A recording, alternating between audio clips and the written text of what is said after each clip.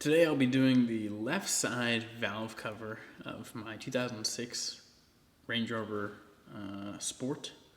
It's the 4.4 V8 engine, and I already did the right side last weekend, but I was waiting on the other parts to be able to do the left side. So I just did one side, and I drove around, and looking at this side now, it doesn't look like it's leaking at all. It looks pretty good. So I will be doing the left side now and giving some video with a little tutorial on doing that. The right side was so much harder because this is the right hand side valve cover here, obviously. What was the biggest problem with this? Obviously the bolts are on the right side of it, down here, and are very hard to get to. You basically have to use a bunch of extensions and wobbles to be able to get to it. And if we look here, this dipstick is now free, but on yours it might be still connected because there's supposed to be a bracket there that holds it to the engine, but basically it is impossible to get that underneath bolt out to take the valve cover out without cutting the bracket. So that's what I did. I used a Sawzall, put the Sawzall in there. There's a video on it, someone already did it. Put the Sawzall in there and then cut the bracket from each side to release it from here so that you can actually take the valve cover off and whatnot. But looking at it here, I mean, it's not leaking at all anymore, which is nice. So yeah, basically I'll be doing left side valve cover here, and also replacing that little valve right here. This is for the VVT timing, and it leaks. There's a seal around it right there, so I'll be replacing that as well.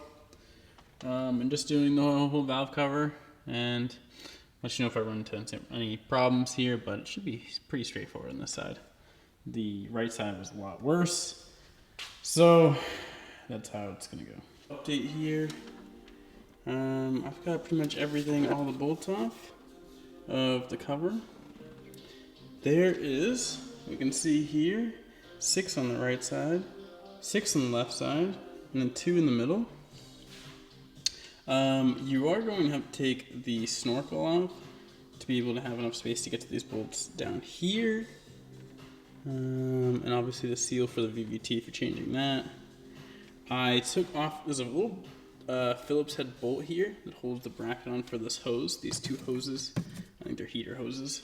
And I took that off so I can move the hose around and literally get extensions in so I can go ahead and find the screws on the back side of the valve cover there.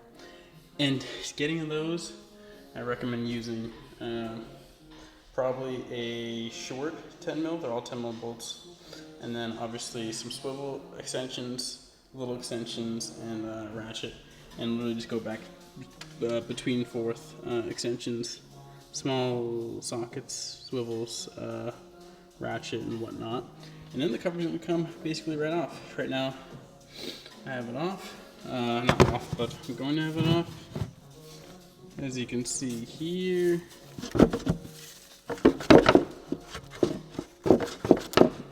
It's moving, so I'll take this off quick. Definitely want to take this off too. This is the,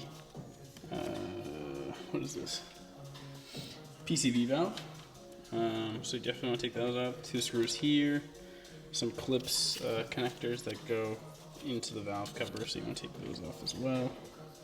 Yeah, and that's basically it. What else? Yeah. So a little update. I just got the valve cover off, obviously. I did the spark plugs in here because I never done spark plugs in this car, and it was about time. Just for reference, this car has about 200,000 miles on it now. So for the gasket, obviously you have to do the whole gasket around here. I'll replace that. And then also I would do these seals as well for each cylinder, so that there's no oil leaking into your spark plugs. That's what I did. Yep. And that's about it. And let me put it back on now. Not too hard. This side was a lot easier than the other side, so I'm pretty happy about it.